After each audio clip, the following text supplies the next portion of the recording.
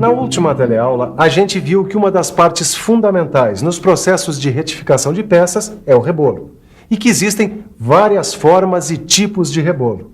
Então, como é que a gente escolhe o rebolo adequado? E depois de escolher, como é que a gente prepara ele para a usinagem? Preste atenção que a nossa teleaula de hoje vai mostrar tudo isso. Na teleaula de hoje, você vai saber como fazer a leitura no rótulo do rebolo dos seus elementos principais. Vai ver ainda como se faz a preparação do rebolo e vai conhecer os procedimentos para se evitar acidentes com as máquinas retificadoras. E então, tá pronto para conhecer mais sobre o rebolo? Então vamos lá que a teleaula de hoje está só começando.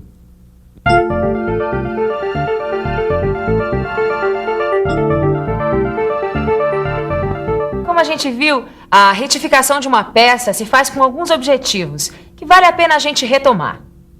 Depois de usinada na furadeira, no torno, na plaina ou na fresadora, a superfície da peça pode ficar com rugosidades ou com saliências, assim como durante um tratamento térmico, em que as peças podem ficar ligeiramente deformadas e com as superfícies endurecidas.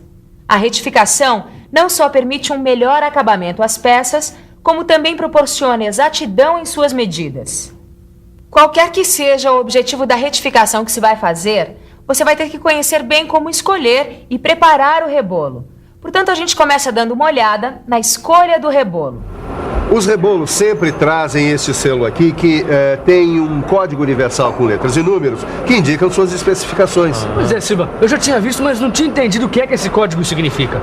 Esse código indica os parâmetros que devem ser considerados na escolha do rebolo adequado para o tipo de trabalho que você vai fazer.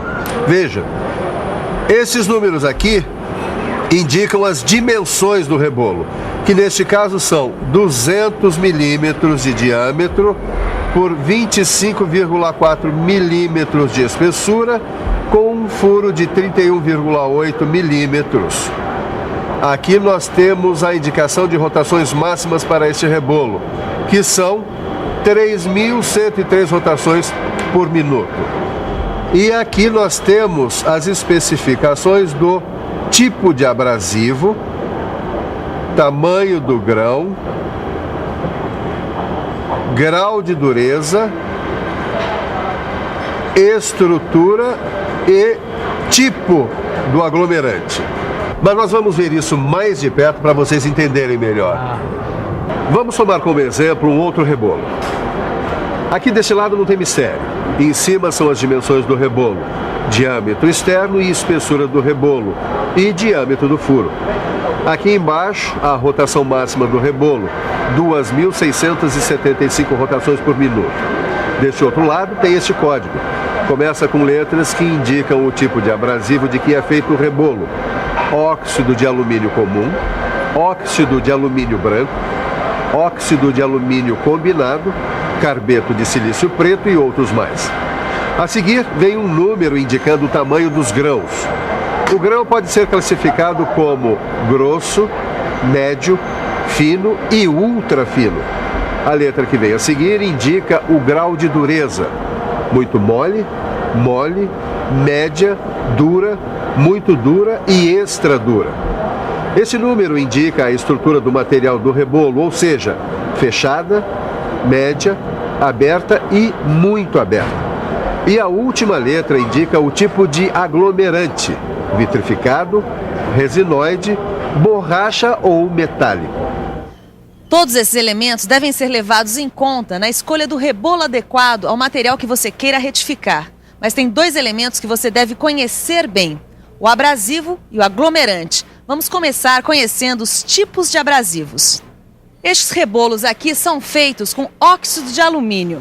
Nós vamos ter duas qualidades de material de acordo com a pureza conseguida na sua elaboração. Este aqui, por exemplo, é o óxido de alumínio comum. Ele tem essa cor acinzentada e tem uma forma mais arredondada. Ele é utilizado para retificações de materiais com alta resistência à tração. É um abrasivo de alta tenacidade. Já este outro aqui usa o óxido de alumínio branco. Ele se distingue do anterior por ter essa cor branca e por ter uma forma mais alongada. Olha só a diferença entre os dois. O óxido de alumínio branco é mais quebradiço, por isso ele é utilizado em retificações de aços com alta dureza e sensíveis ao calor, e também em retificações que busquem um bom acabamento da superfície e menor tempo de execução. De uma maneira geral, o óxido de alumínio é utilizado em retificações de aços e suas ligas e também do ferro fundido, nodular e maleável, mas existem vários outros tipos de abrasivos. Como é o caso do carbeto de silício. Ele é mais duro que os óxidos de alumínio, sendo, portanto, mais quebradiço. O carbeto de silício pode ser reconhecido também pelas suas cores, preta ou verde. Os carbetos de silício de cor verde são usados nas afiações de ferramentas de metal duro, porque são mais quebradiços que os pretos e não alteram a constituição do metal duro. E os pretos são utilizados em materiais não ferrosos, não metálicos e ferro fundido cinzento. E o diamante, que é usado na elaboração de rebolos para lapidação e retificação de carbetos sinterizados. Ficou faltando então a gente conhecer um outro elemento fundamental do rebolo, o aglomerante ou liga. O aglomerante é o elemento que une os grãos, permitindo que o rebolo mantenha a forma e a consistência. É ele que dá as condições de execução do trabalho desejado e que faz com que o grão só se desprenda do rebolo quando já estiver gasto. A proporção e a qualidade do aglomerante, juntamente com o grão, vão determinar a dureza e o grau de porosidade adequados para os tipos de retificação. Vamos dar uma olhada nos aglomerantes mais usados. O aglomerante vitrificado é utilizado quando se deseja maior precisão de forma. Ele não sofre ataque ou reação química pela água, pelo óleo ou por ácidos. São usados geralmente em máquinas retificadoras com velocidade periférica de 33 metros por segundo, podendo em condições especiais chegar até 60 metros por segundo. Outro tipo de aglomerante bastante usado é o resinoide, feito à base de resinas sintéticas. Ele é usado em rebolos que atuarão em serviços pesados, tais como cortes e desbastes de materiais, em altas velocidades, que entretanto não deverão superar 80 metros por segundo. Finalmente, vale destacar os aglomerantes à base de borracha, que são usados em rebolos que atuarão no corte de metais e principalmente na função de transporte nas retificadoras sem centro ou centerless. Existem ainda os aglomerantes à base de goma laca e oxicloretos, que hoje são muito pouco usados. Bom, escolhido o rebolo adequado, a gente tem que prepará-lo antes de começar a retificação da peça. E é isso que a gente vai ver agora. A preparação do rebolo. O primeiro passo é verificar se o rebolo não está trincado. Para saber isso, basta levantar o rebolo assim, pelo furo, e ir dando pequenos golpes com um macete se o aglomerante for vitrificado. Ouve só. Esse rebolo está bom, tá ouvindo? Ele produz um som leve, metálico. E esse outro aqui, Esse outro está trincado, ouve só. O som sai apagado, abafado. Percebeu que está trincado, tem que trocar. Outra coisa, você não deve tirar esse selo aqui, porque ele também serve para melhorar o assentamento, a fixação do rebolo, quando você for colocá-lo entre as flanges. O passo seguinte é balancear o rebolo e fazer a retificação dele, ou seja, deixá-lo mais plano, mais concêntrico e melhorar a superfície cortante dele. Esta retificação do rebolo também é chamada de dressagem. Mas só falar não adianta, né? Vamos ver tudo isso mais de perto. Antes de retificar o rebolo, ou seja, de fazer a dressagem, a gente tem que fazer o balanceamento. A gente começa montando o rebolo sobre o flange. Aí, a gente coloca o flange superior e junta os dois com esta porca de fixação.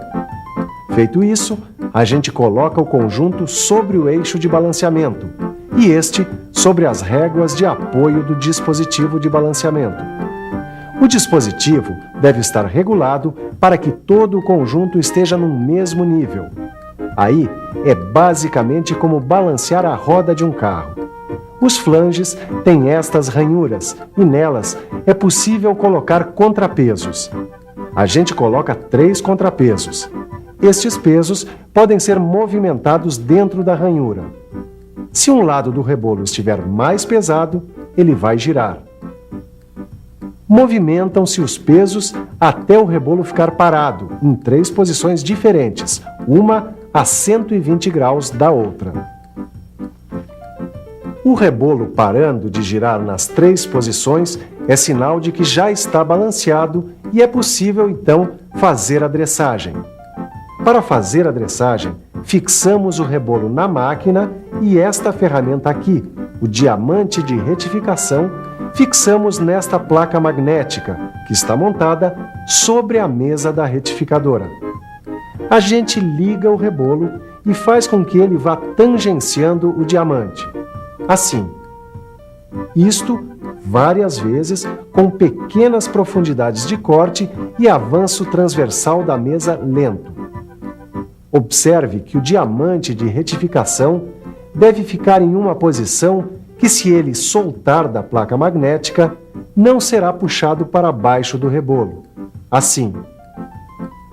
Você ligando aqui vai produzir a saída de um fluido de corte para resfriar o rebolo e o diamante. Só que você não deve ligar o refrigerante antes de ligar o rebolo, porque você encharca o rebolo e aí compromete o balanceamento. Mas veja bem, depois da dressagem, é preciso fazer novamente o balanceamento do rebolo, para depois preparar a retificadora. Você deve prestar atenção num outro fator fundamental na preparação da retificadora: a velocidade de corte do rebolo e do movimento da mesa da máquina. A velocidade de corte do rebolo depende do tipo de aglomerante. Numa velocidade baixa, haverá desperdício do abrasivo e o trabalho vai render pouco. Uma velocidade muito alta pode provocar a quebra do rebolo. De um modo geral, para cada tipo de aglomerante você vai ter uma determinada velocidade indicada. O fabricante também dá as especificações. Isso tudo e mais outras informações sobre esse assunto você tem no seu livro de estudos. Dê uma boa olhada, hein? Bom, mãos à obra, Silva. Em que máquina eu começo? Peraí. Primeiro os mais velhos. Cadê a minha máquina, Silva? Rapazes, ficou faltando vocês aprenderem como proceder em caso de acidente e isso é fundamental, certo? Certo. Claro. Pois então, vamos até ali. Vamos até ali.